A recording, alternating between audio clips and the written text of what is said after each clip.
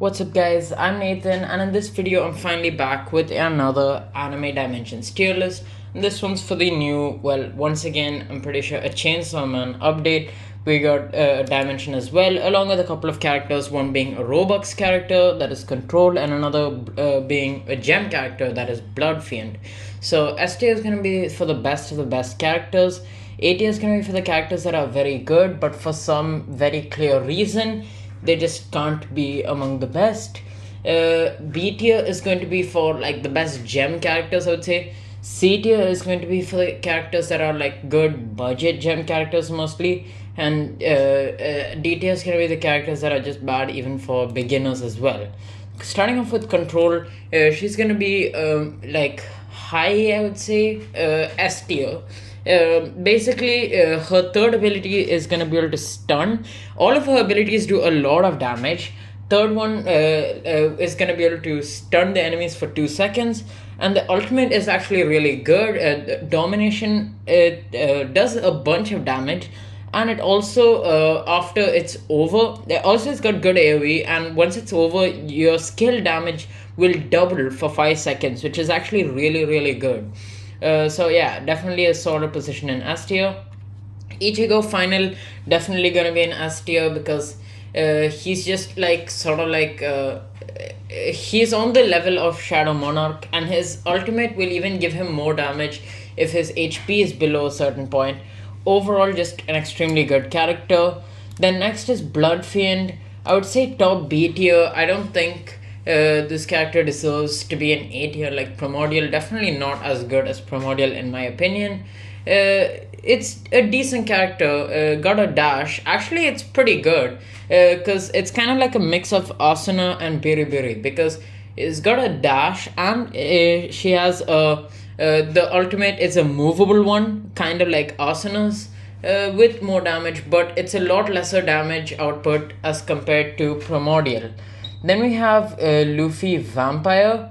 So he's gonna be probably just in mid to high A tier. He's he's not a bad character, but his DPS doesn't compare with the best characters. It's definitely a lot above when you compare it to the gem characters, though.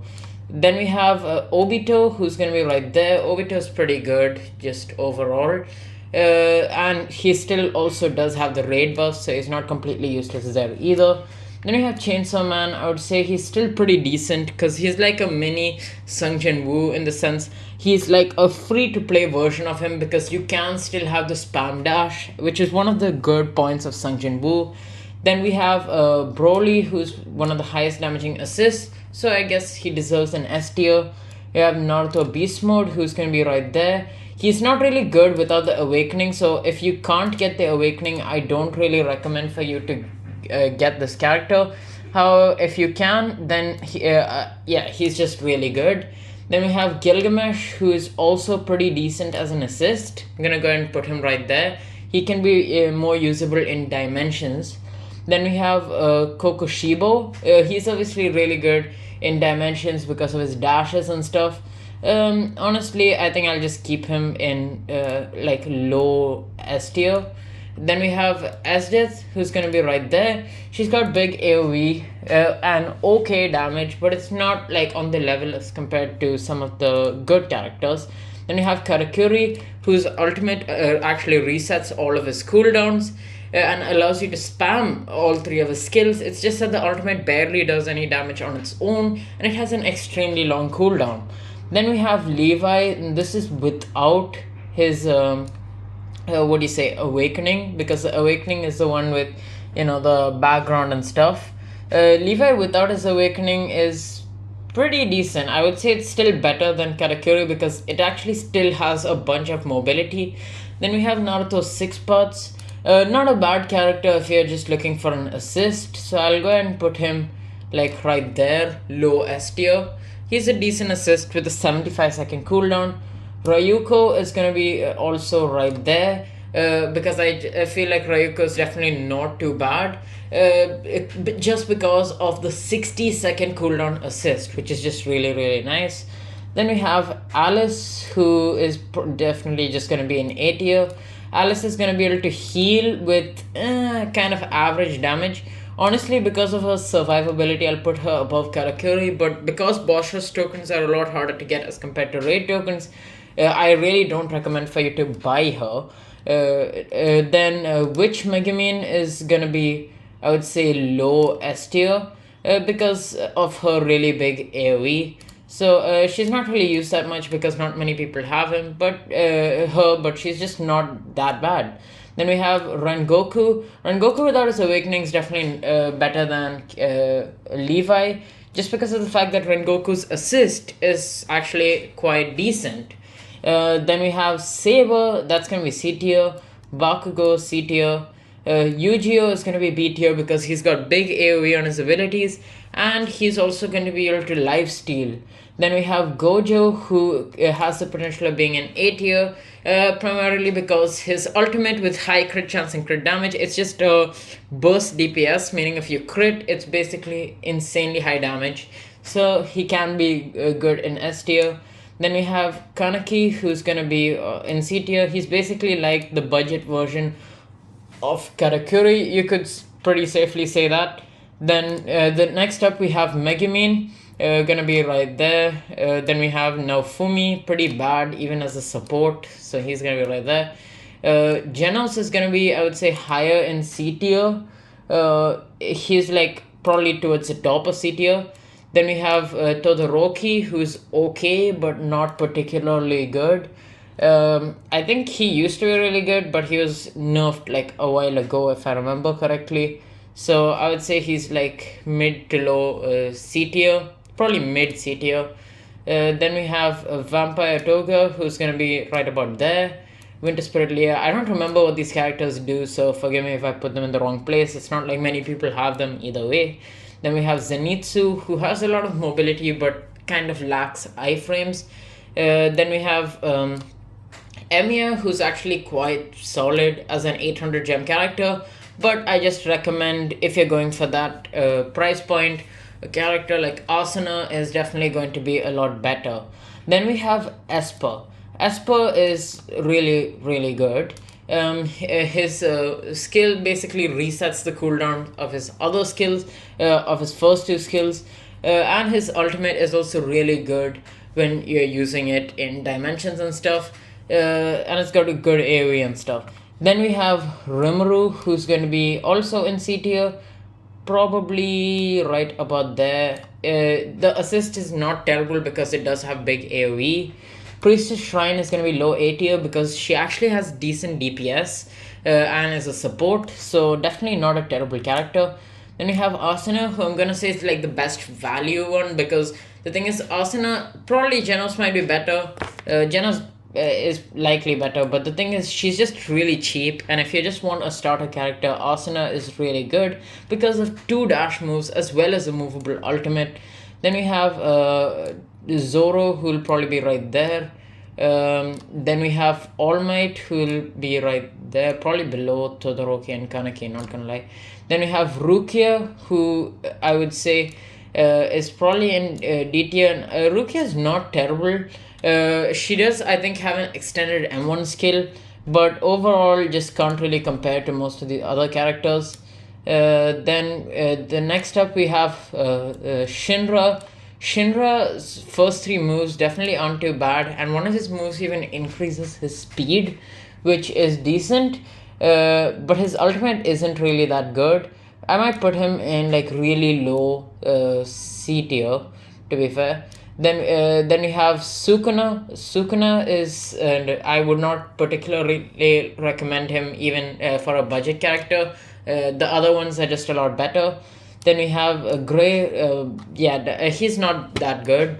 Sasuke actually has a mobility skill, so he's definitely not terrible. I would put him probably at top of D tier. Then we have Akaza, who's actually decent because his ultimate resets all his skills. You can't spam them, but still a reset's pretty nice. Then we have Misaka, who I would say is definitely worse than Blood Fiend, just because Blood Fiend actually has a better move set when you look at the ultimate. Birbiri's ultimate isn't that good. Then you have Asta, who's gonna be right there.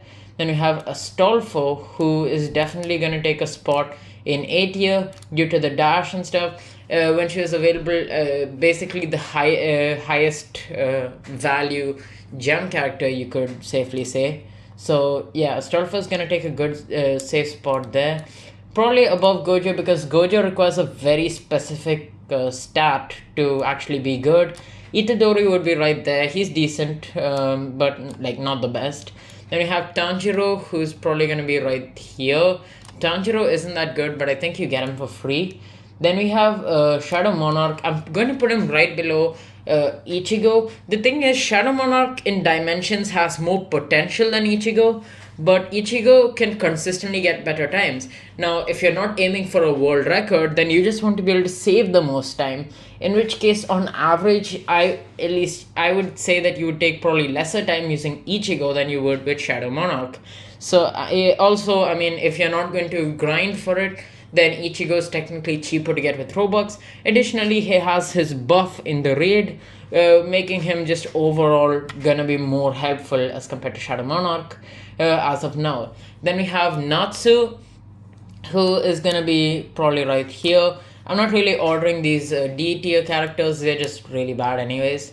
Then we have Kirito. The thing is, his buff that his assist gives is really helpful, so he's gonna be in a decent position in S tier. Then we have Luffy Gear 5. He's gonna be right about here. Oh, that's Tengen. Tengen is speaking of Tengen, he's gonna be like right about here. He's a decent assist and as well as a decent main. So I would say he deserves a decent spot there, but it's just that he's not really used much because he's not the best of the best. Then we have Luffy Gear 5. He's not great, but like he's not terrible either. He basically, his first skill is gonna be able to reset his own cooldown, and then he gets extended M1s with additional damage and stuff. So his moveset's not terrible. Then we have Awakened Levi. Honestly, I'll put him like also low S tier. He's quite good actually, but it's just less useful if you use him as an assist. So you will have to use him as a main, and for a main, there's a lot better options. The reason why Kirito are going to be higher is because his assist is what is valuable. Then we have Rengoku. Rengoku, I would not say will get put in S tier, just because, well, he just isn't good enough for that. Because he's mainly used as an assist, and his assist buffs just aren't going to be the best. I wouldn't say so, but he will be probably above Luffy Gear 5 and stuff. Then we have Sakura, gonna be in D tier. She heals, so basically you're not gonna die using her, but it's still not the best character, and I wouldn't really recommend it. Zoro Summer, he's okay, but not particularly good. I would say on the same level as Gear 5 Luffy, maybe. So, yeah, I would probably put him like right about here. Then we have Shadow Esper, who's going to be a bit below the regular version. Still going to be about the same speed in raids as Kokushibo, and in Dimensions, I mean, maybe a bit slower, but in raids, it's still going to put out a lot more damage as compared to characters like Kokushibo. Speaking of which, I'll probably move Kokushibo a bit lower, not gonna lie. I don't think he's that good. I mean, yeah, that should be fine. Then we have Rimru's Awakening. The Awakening skill is actually pretty decent, which is why I'll go ahead and put him in low A tier. Then we have Killua, not really ordering this. Then we have Katakuri Summer. He's got a totally different moveset from the regular version of himself, which is why he'll be right there. I don't think he's really as good as Death, but I mean, he's not terrible either. He does have decent mobility and stuff. Then we have Goku. Yeah, he's pretty bad. Ichigo is actually decent for a starter. Luffy is also bad because of the AoE. This Shadow Rimuru is honestly going to be below Karakuri Summer. Shadow Rimuru isn't really that good. Honestly, might have to put him even below these dudes. Because the thing is, Rimuru's problem in general itself is going to be the fact that his cooldowns are bad, and when you take the Shadow version, it's just really bad. Then we have Diablo, still really good because he puts out a lot of damage. His third skill self buffs himself, making him do more damage. There's no particular requirements like you need with Gojo. Any stats are fine, just an amazing beginner character. And when you use him as an assist, it's got reasonably good AoE, and it will also give you iframes while allowing you to do your normal moves and stuff. So that's like really, really good. Then we have Naruto, gonna be right there. Then we have Shadow Eren, probably not gonna be an S tier, but still a pretty decent character. I'll go ahead and put him towards the top of A tier.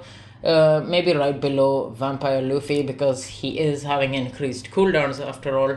Then we have the awakened version of Luffy Gear 5. That would probably actually be above Vampire Luffy just because, well, it's definitely not too bad. The awakening skill is okay, and it does buff his attack, but it's just that as a main itself, Luffy Gear 5 isn't particularly good. Then we have Shadow Gojo, that is the Infinity version of himself. Now this one has, of course, slower cooldowns, so he's not going to be particularly high. So he'll be right about there. Then we have Deku, who will be, I would say, in the middle. Then we have the regular Kirito, who is probably gonna be, yeah, I think he should be right about there. Because he's actually a really decent main, considering his price. It's just that it's not worth it. If you've already accumulated that much, I really recommend going for the limited characters instead. Then we have Lancer, who is going to be right about here. Lancer actually has decent mobility and stuff, so it's just that his damage is absolute garbage. So I'll go ahead and put him right there. Then we have Yorichi. Yorichi, I would say, is probably just above Esper. Not Esper. what am I even saying? Above Esdeath. Right there. He's decent. He used to be insane because he had a glitch, but that glitch is now gone.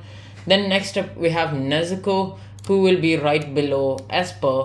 Then we have Shanks, who will be right above Esper because his third ability is basically like Esper's but a bit better. However, Esper's ultimate is better, but still overall they're kind of on the same level, I would say. Then we have Demon Lord Rimuru. This is without, what do you say, lower cooldowns because it's obviously going to be better than the Shadow. So I'll go ahead and put him maybe on the same level as Karakuri Sama. He'll be like right there. Then we have regular Priestess, probably going to be also low A tier because it is still a buff character and it's going to provide healing. So it's not absolutely terrible. So yeah. Then we have Milim, who's going to be, I would say, it's hard for me to put her, I'll just put her at the top for now, but I'll probably post a poll because it's very debatable on her position. For dimensions, Ichigo as well as Shadow Monarch completely outclass her. But the thing is, when you go into raids, just because of her pet recharge, she very easily is better. And I personally feel like, dimensions are going to be less useful as compared to raids because raids are going to help you obtain better characters and things. So, I mean, it's kind of debatable, but I'll go ahead and put her still on top. Though you do require a good pet in order to use her. The current meta for that is going to be Kurumi, who actually reduces all the skills, and since you can actually spam her, which you actually use the first 3 moves, you can actually recharge that and keep getting cooldown reduction, which is really nice. Then we have Saber Alter, who's really good just for raw damage as a gem character. Then we have regular Eren. The regular version of Eren honestly is probably going to be like a low S tier, right about there. Then we have Priestess Awakening, who will be right there. It's not as good as Priestess Shrine because it has lesser damage output, but I mean it's still decent. Then we have Infinity Gojo. So he's probably going to be in the middle of those 3.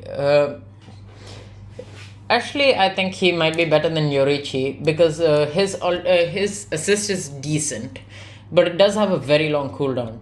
Then we have Shadow Esdeath, who's probably going to be right there. Shadow Esdeath is basically the regular version, like I said, but with slower cooldowns, probably still above Karakuri though. Shadow Yorichi will be right there, right above that. And then we have Saber's Awakening. Saber's Awakening, I wouldn't say is enough to put her in A tier, but it's probably barely enough for B tier because her regular moveset itself is really, really bad. It's just that it's going to give her an extra ability which does, well, pretty good damage. So that's pretty much it for this tier list. So thank you guys for watching. Make sure to like and subscribe if you haven't already. If there's anything you disagree with, let me know and I'll post a poll. And if necessary, I'll make the changes in the pinned comment. Join my Discord server if you want to. And I'll catch you guys in the next video. See you. Alright guys, quick update. I've made a small change, actually a pretty big change, because I got Blood Fiend and tested her out, and I just realized the fact that she has an ultimate like Asuna, aka you can move it around while using it, plus, well, a lot higher damage than Asuna, is actually kind of broken. So, she's actually gonna be probably an S tier. I'll probably go and put her right about there.